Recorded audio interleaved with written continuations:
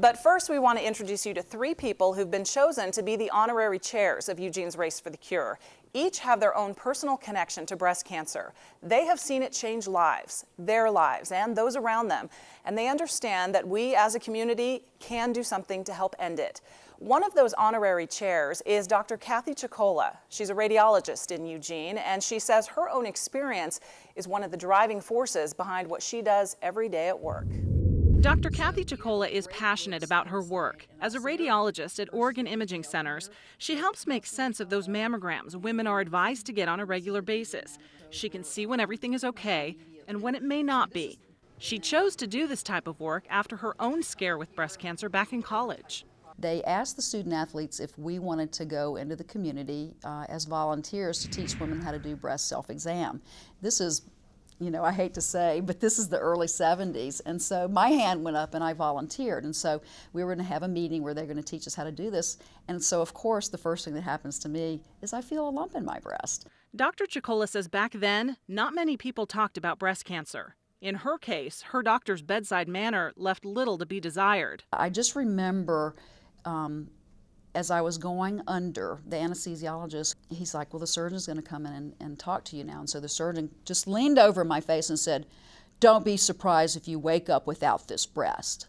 And then count backwards from 100. So I'm like, oh my God. I mean, this had never, nothing was explained to me. I had no idea what was going on. So turns out her tumor was benign, and by today's practices, never would have required surgery to begin with. But that experience was key in Dr. Chicola's decision to specialize in breast imaging. So all of the changes that we've seen in terms of death rates, I've seen in my own career. And just the change in the way women are treated, physicians particularly are just more aware of it, and they're more aware of women's feelings and how scared and anxious we are when you get that diagnosis. That's why Dr. Chicola does what she does every day, because she believes every woman should have a fighting chance against breast cancer. And it starts with quality care. Dr. Chicola sees her role as an honorary chair for Eugene's Race for the Cure in 2 ways. First, she says she serves as a source of information when it comes to the importance of early detection and regular screenings.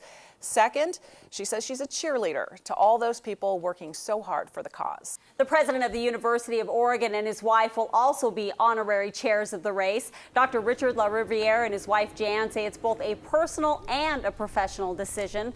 Personal because his sister is a 3-time breast cancer survivor, and with their involvement in the community, the two hope to raise awareness about early detection. They're encouraging everyone to take an active role in the race. Dr. LaRiviere's sister will fly in from Chicago to take part in the race. When you donate to a charitable cause like Race for the Cure, you want to know where your money is going. We know we do, so here's how it breaks down. Some of the money raised will help pay for mammograms for uninsured or underinsured women. That's important because of the high incidence of breast cancer in our area. In the past 5 years, 2,600 women in Lane County received these life-saving screenings at no cost to them. Our area has been receiving support from Susan G. Komen long before the idea of starting a Race for the Cure in Eugene ever came to be.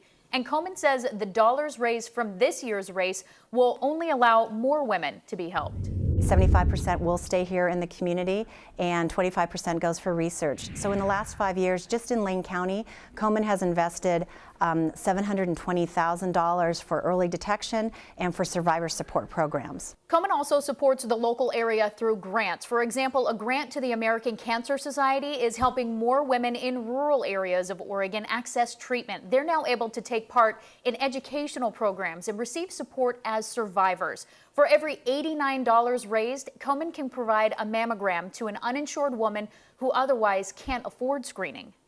Susan G. Komen for the Cure also supports the Patient Navigator program locally. That's a program that connects women diagnosed with breast cancer with a person trained to help guide them through the medical system. Learning that you have cancer is a major shock in and of itself. Then there's the often confusing and overwhelming road through treatment. The Patient Navigator is a very real shoulder for women to lean on. This is Krista Schultz participating in her first triathlon this past spring. She says it was a big challenge, but a year and a half after being diagnosed with breast cancer and surviving it, she knew she could do it. Getting through the cancer, though, seemed overwhelming.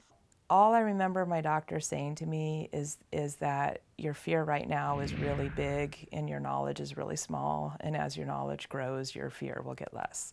That's when Krista met Paula Saiva.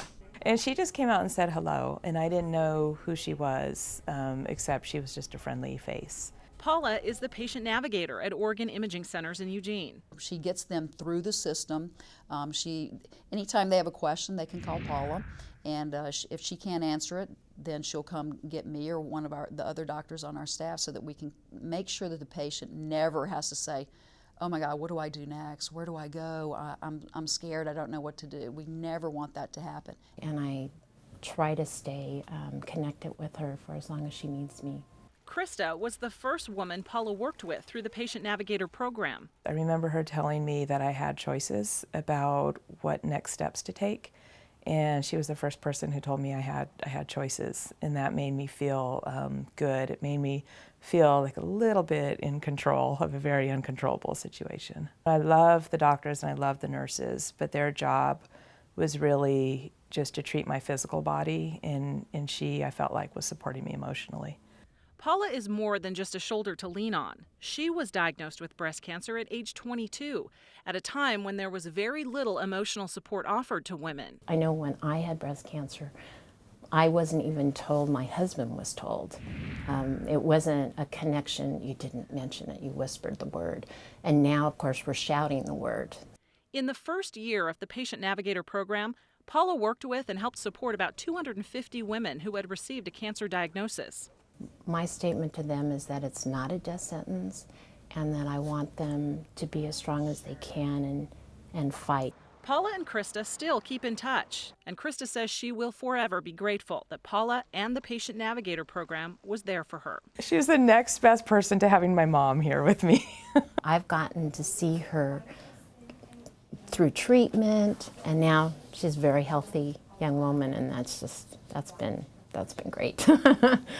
Until there is no more breast cancer, there will always be women who need someone like Paula. And the goal is to keep the Patient Navigator program running and accessible to every one of them. Krista hopes to do another triathlon next year. Right now, she's trying belly dancing for the first time, both of which she says she never would have done before her cancer.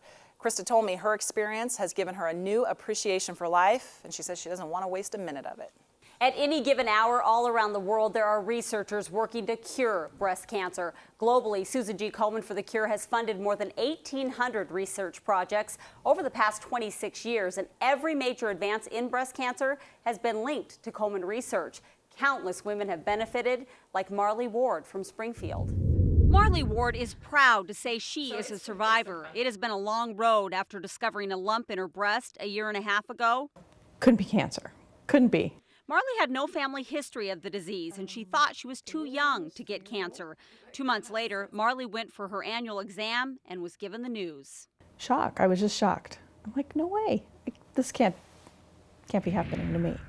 Marley had an aggressive form of breast cancer, but she is one of the many people who have benefited from treatments that weren't available just years ago. And while doctors did their work, Marley was able to focus on her recovery. Losing my hair. That was the hardest part. Sounds funny. You know, I went through a mastectomy, but losing my hair was harder than that. On a positive note, while dealing with this often isolating disease, this Springfield mother of 2 discovered she was not alone. That once I was diagnosed with cancer and everybody knew, I was shocked of all the people that came to me and said, I had cancer. I went through the same thing you're going through. And it was amazing to me how many people just in my office had cancer that I never even knew. Marley says what cancer has taught her is that every moment is precious, and she no longer sweats the small stuff. Right now, researchers are studying the genetic differences between women who get breast cancer and those who don't, and that could lead to better treatments.